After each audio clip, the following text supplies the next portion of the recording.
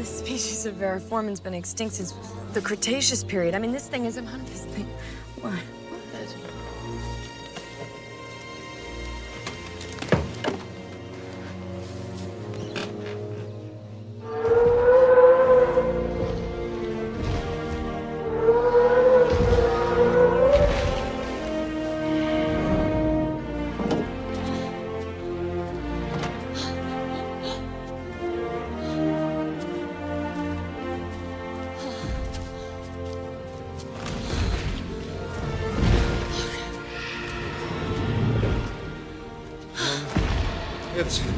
It's a dinosaur.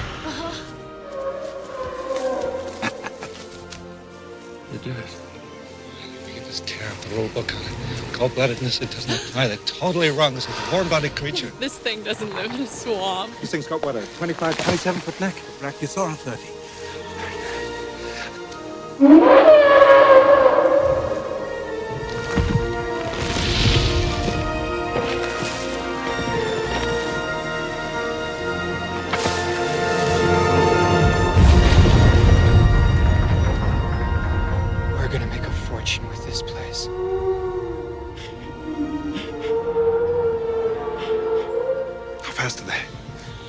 We clocked the T-Rex at 32 miles an hour. T-Rex? Mm-hmm. You said you've got a T-Rex? Uh-huh. Say again? We have a T-Rex. Wow. Put your head between your knees. Dr. Grant, my dear Dr. Sattler, welcome to Jurassic Park.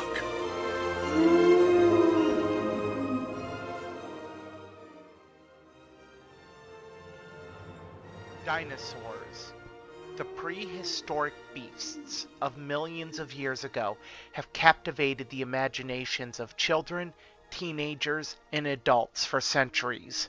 I believe the interest comes from the unknown. How did they live?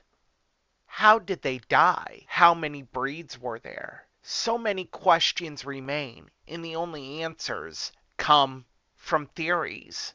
In 1993, one film reinvigorated the dinosaur craze, and in my opinion, it has not stopped since. Released in 1993 and directed by Steven Spielberg and based off the book by science, medical, and technology fiction/thriller writer, the late Michael Crichton, Jurassic Park tells the story of industrialist Dr. John Hammond, who, by using fossilized dinosaur DNA, creates a theme park of cloned dinosaurs. Sam Neill, Laura Dern, and Jeff Goldblum star as Dr. Alan Grant, Dr. Ellie Sadler, and Dr. Ian Malcolm, respectively. They are invited by Hammond to preview the park over a weekend. While things begin well enough, soon things fall into unmitigated chaos, which, as we will hear, is predicted by Ian Malcolm. In our next two clips, we will hear Ian Malcolm explain chaos theory and why the park will not last. And then chaos begins as an interruption in power started by Dennis Nedry, a technician that sabotages the park for his own financial gain, and is played by Wayne Knight in a perfectly cast role, leads to a Tyrannosaurus Rex escaping from his once secured cage and encountering the visiting group.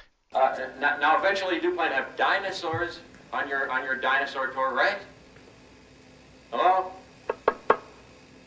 Hello? Yes? I really hate that man.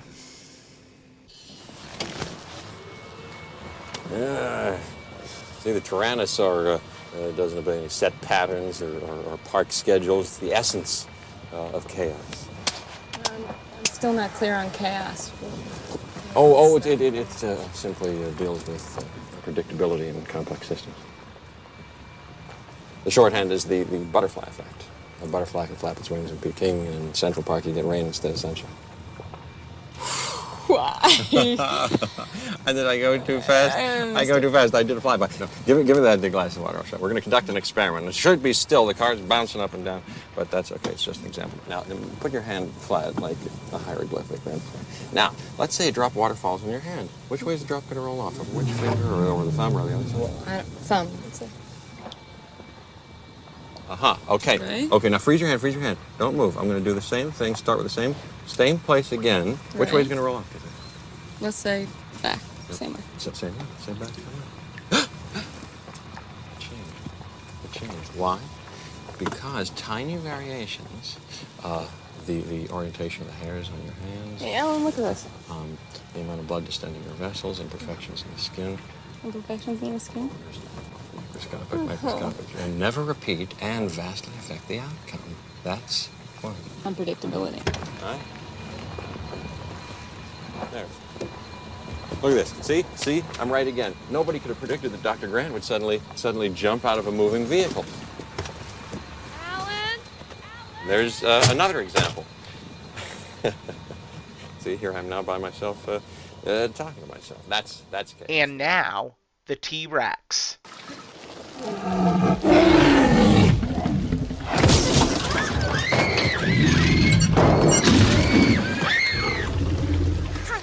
Turn it off! I'm sorry!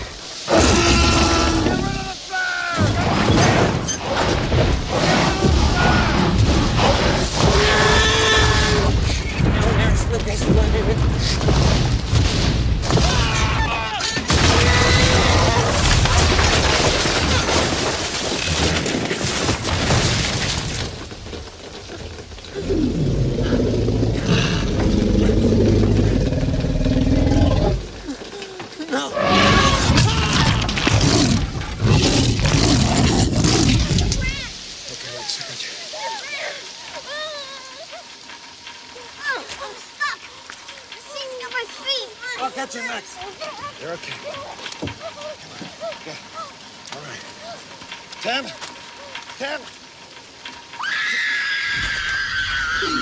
Don't move. Can't see us if we don't move.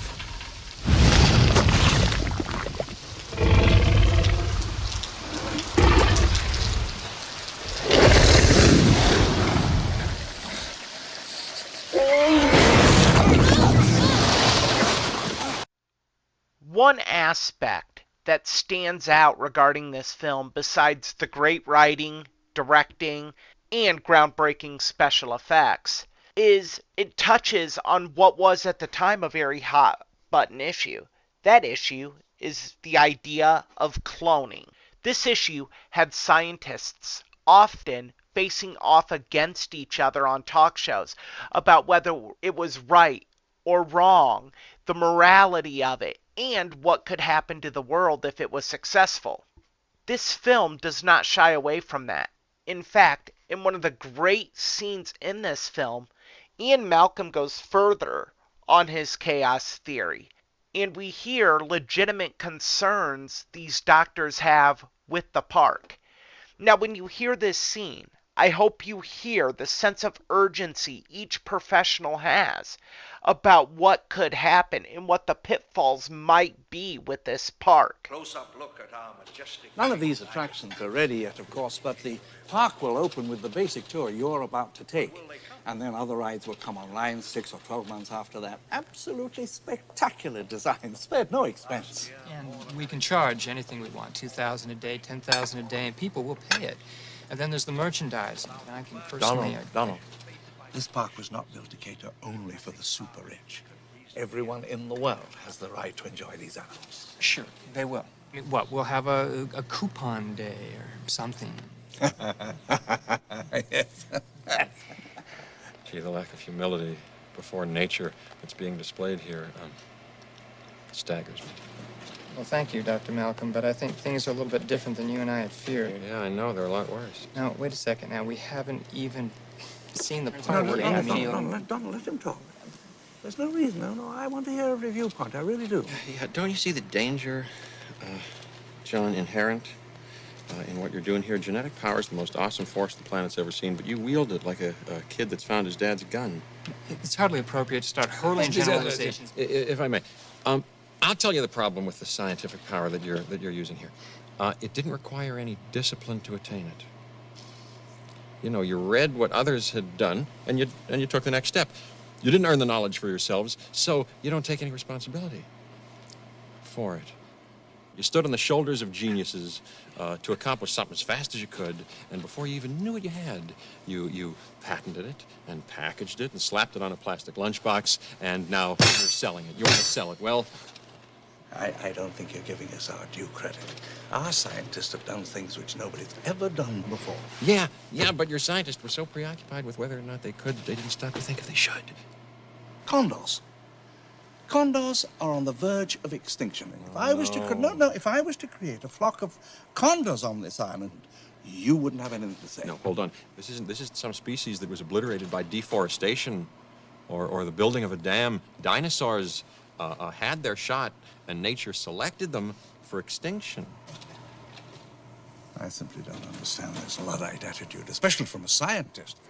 I mean, how can we stand in the light of discovery and not act? Oh, what's so great about discovery? It's a violent, penetrative act that scars what it explores, what you call discovery. I call the rape of the natural world. Well, the question is, how can you know anything about an extinct ecosystem? And therefore, how could you ever assume that you can control it? And you have plants in this building that are poisonous. You pick them because they look good. But these are aggressive living things that have no idea what century they're in, and they'll defend themselves violently if necessary. Dr. Grant, if there's one person here who could appreciate what I'm trying to do. The world has just changed so radically, and we're all running to catch up. I don't want to jump to any conclusions, but look. Dinosaurs and man, two species separated by 65 million years of evolution, have just been suddenly thrown back into the mix together. How can we possibly have the slightest idea of what to expect? Director Steven Spielberg has made a career off of science fiction films, among many other great genres. What makes him memorable is he can always add a suspense element to any of his films, and Jurassic Park is no exception. When I reviewed this film, I found myself recollecting back to when I first saw this upcoming scene for the first time, and how terror struck me in a way no horror film has. This scene upcoming is when Hammond's two young grandchildren are stuck in a kitchen with two velociraptors hunting them. Despite not having a visual element, the noise of the raptors are enough to chill your spine. Jimmy, what is it? It's a velociraptor. It's inside.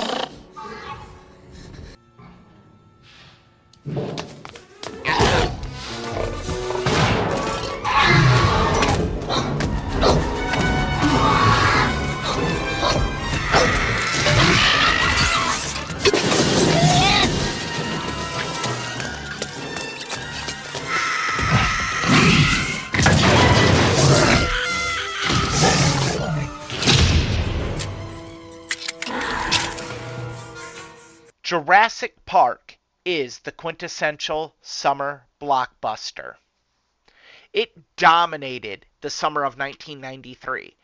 Action figures, video games, clothing, trading cards, board games, you name it, they put Jurassic Park on it. Dino Mania captured the nation and our imaginations.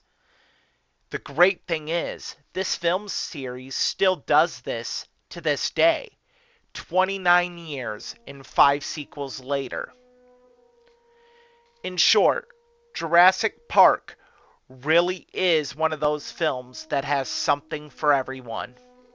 Action, adventure, drama, suspense, and excitement. The tagline of this movie was, a film 65 million years in the making. I believe it was worth the wait and still holds up today. Next week, we venture back to the Old West and take a look at one of the most controversial and violent westerns made. Bloody Sam Peckinpah's 1969 film, The Wild Bunch. For WMNH and Matt Connarton Unleashed, this has been a classic film review with Erich Pilcher.